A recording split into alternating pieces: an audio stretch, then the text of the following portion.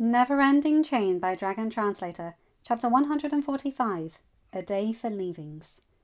They landed in the cove, finding not only Toothless, Moondust and Spitfire, but also the Squadron pod leaders and their son. Hiccup quickly dismounted Stormfly, moving over to the water dragons. As he neared them, he wondered why they were this far inland.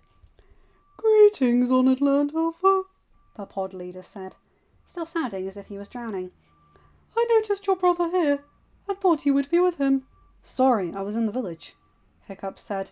"Did you need to speak with me?" "Yes, you have been a wonderful and gracious host, even letting us stay long after we aided in guarding your nest's waters. But we must leave now. You must head south, as there is a festival for our kind we must attend." "Oh," Hiccup said. He was a little disappointed. He quite enjoyed seeing the Squadron pod swimming around the island, and the fledgling squadrons leaping out of the water whenever he and Toothless had cause to fly over them. Still, he would never stop any dragon from coming or going on their way, especially if they were needed somewhere else. "You all will be missed," Hiccup said, "and you are all welcome to return any time. May I ask what the festival is?" Hiccup noted the young male, whose wing broke when he saved the Changewing Princess, cough and look away. His mother chortled. "A game of sorts," she said, "for all those who are youngling aged to show off while their parents meet old friends, and the pod leaders discuss events that have happened since all the pods gathered last." Hiccup smiled. "We Vikings have something that is similar. The games sound a lot like our Thorfest, and the adults meeting sounds like our Thing, which is where all the tribe chiefs, our version of pod leaders, meet and discuss different topics."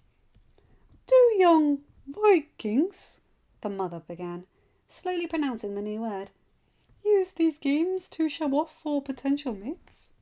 Hiccup laughed. "Some try to, but most matehoods in Viking society is decided by the parents, and not the actual ones who end up in the matehood." "An odd practice," the young male said. "How do Viking parents know those who tie together for eternity will actually love each other?"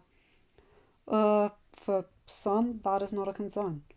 For others, they hope with time the couple will become at least friends, even if they never fall in love with each other." The male looked from Hiccup to Astrid and back again.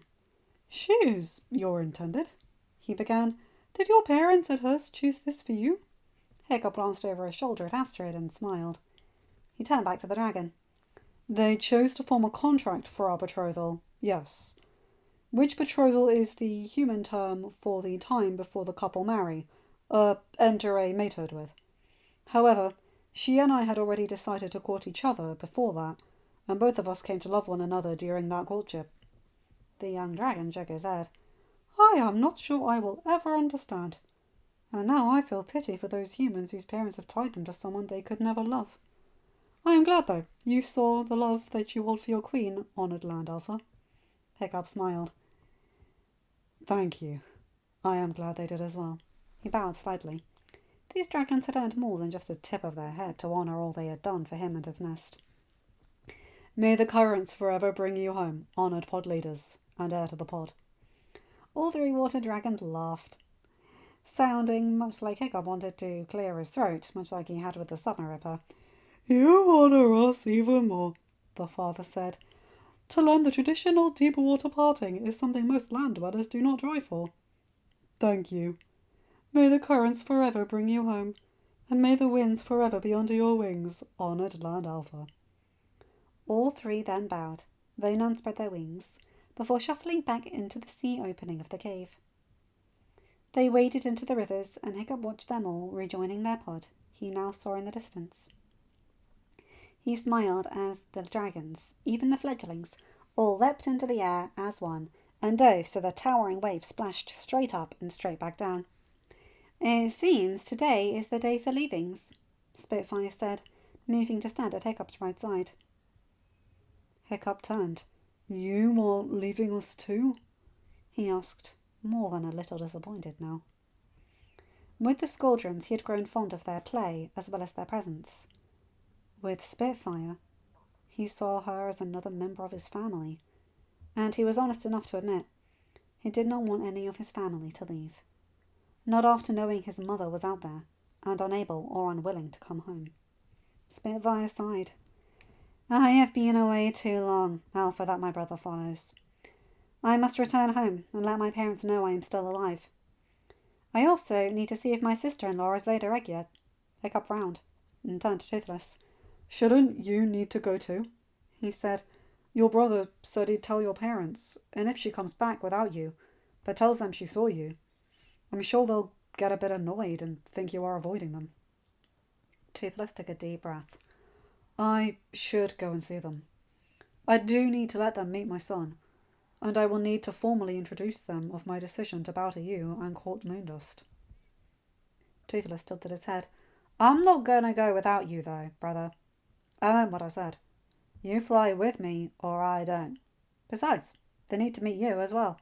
Spitfire snorted. You may want to rethink that whole fly with him only thing, brother. I highly doubt he would want to be a part of your mating flight with Moondust. Doubt she would want him to be there as well. Toothless shot his sister a narrow-eyed look even as Moondust chose to stare up at the trees rimming the cove's walls. Hiccup did see the female night furies moving, even as to no sound reached his ears, and got the impression she was muttering under her breath. He wondered if she was muttering a prayer for strength or a plea for Spitfire to lose her voice. Funny, Toothless muttered. Spitfire chortled. She does bring up a good point, Hiccup said, and got 2 pairs of green eyes boring into him. He trudged on as he had been thinking of this exact thing since Toothless and Moondust courtship began. Well, she does. Don't look at me like that. I love that you want me to be in the air with you, Toothless. But there may be times you need to fly on your own. What if I was hurt and you needed to get some help?